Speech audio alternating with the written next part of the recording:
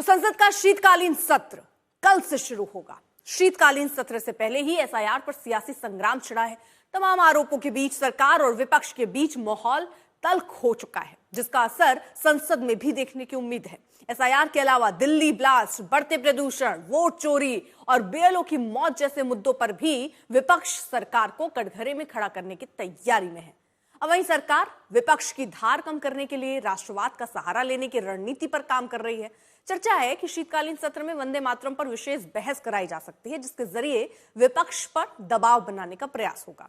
इस बीच शीतकालीन सत्र सुचारू रूप से चलाने के लिए संसदीय कार्य मंत्री किरेन रिजिजू ने सर्वदलीय बैठक बुलाई। रिजिजू ने सभी दलों से बिना हंगामा चर्चा की अपील की है।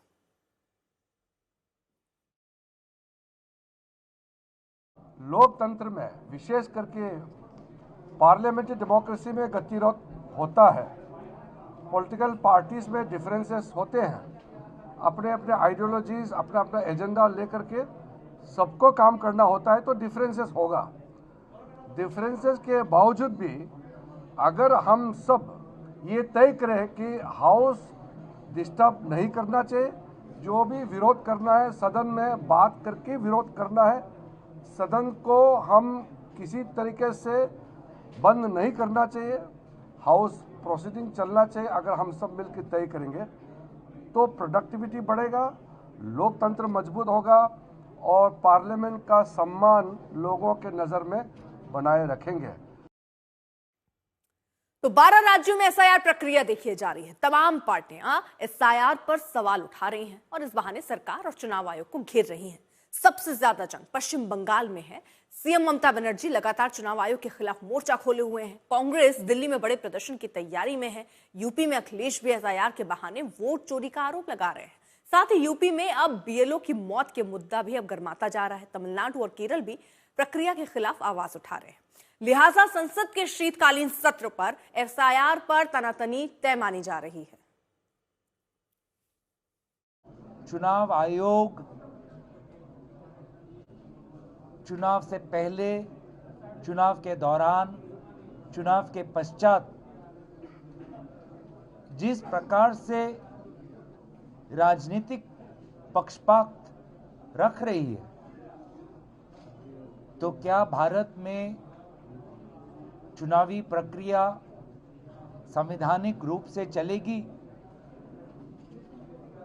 वोटर लिस्ट की सुरक्षा, चुनाव की सुरक्षा पर भी एक चर्चा हो। एसआईआर जो पूरे देश में लागू हुआ है, उसमें कितने बीएलओज प्रेशर के अंदर काम कर रहे हैं, कितनों की जानें चली गई हैं, इनह्यूमन, इनसेंसिटिव तरीके से ये चल रहा है, तो उस पर काफ़ी सवाल हैं। वोट चोरी को लेकर आदित्य जी ने भी मुंबई कॉन्स्टिट्यूंसी को लेकर उन्होंने भी पर्दाफाश किया था अपने प्रेस कॉन्फ्रेंस के माध्यम से। श्री राहुल गांधी ने कर्नाटका का हवाला देते हुए, हरियाणा का हवाला देते हुए उन्होंने भी कुछ मुद्दे उठाए हैं। तो हमारे एजेंसीज का जो दुरुपयोग हो रहा है उस पर भी एक सार्थक चर्चा होनी चाहिए। एसआईआर को लेकर हम लोग बहुत बोला है, एसआईआर का एजेंडा को इसको डिस्कस करना होगा। और आप जानते हैं ये जो मीटिंग होता है ना, ये अभी रिचुअल बन गया। ये लोग सुनता है, कुछ नहीं करता है।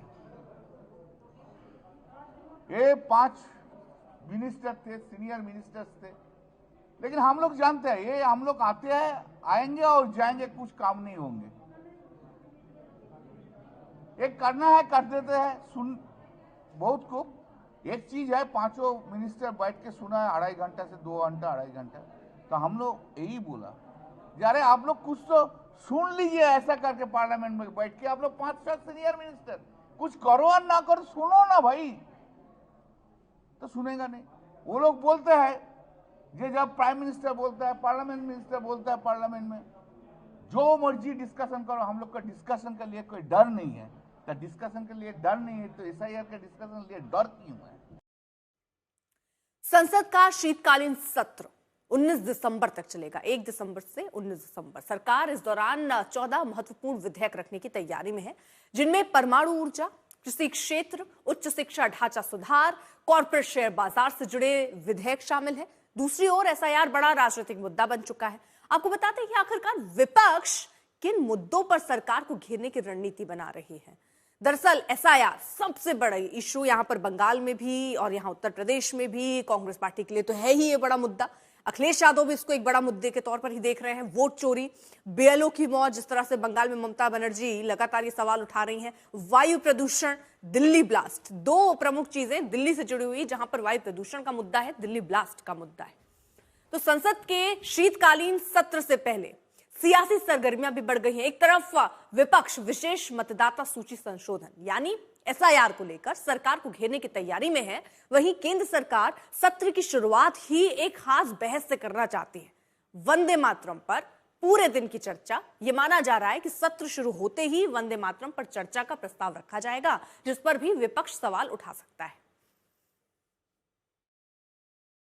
वंदे मातरम बहुत महत्वपूर्ण है। हमारा आज़ादी के लड़ाई में वंदे मातरम नारा लगा करके अंग्रेजों के विरोध में संघर्ष किया है और 150 साल पूरा किया है। बंकिम चंद्र चट्टोपाध्याय जी का जब ये वंदे मातरम का लिखने का कार्य किया, उसका 150 साल पूरा हुआ है। ये पूरा देश मानता है, ये पॉलिटिकल एजेंडा नहीं है, कोई पॉलिटिकल इशू नहीं है, ये तो एक देश का बड़ा इशू है। 150 ईयर्स हुए हैं। अगर चर्चा करना है तो भी सब पार्टी के सामने में बात रखेंगे, बीएससी में रखेंगे। यहाँ तो मैं एजेंडा घोषणा नहीं कर सकता हूँ।